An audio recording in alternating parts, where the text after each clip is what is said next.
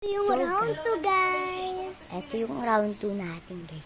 Pranking Daniela pag kayo maingay, guys. Kasi, lalagyan natin siya ng asin. Let's go. Wait lang, ha. Ito sila pala, si Daniela. Plastic ka naman. Nabasa naman ang client yung text mo. Mag-chat at mag-text naman. Ito, si Lela. Kaya, lagyan natin ng asin. Wait lang, guys. Kukuha lang ako ng asin na. Wait lang. Guys, ako ata asin.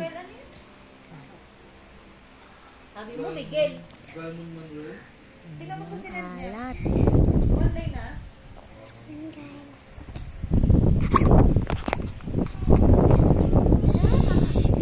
Ah, itapra.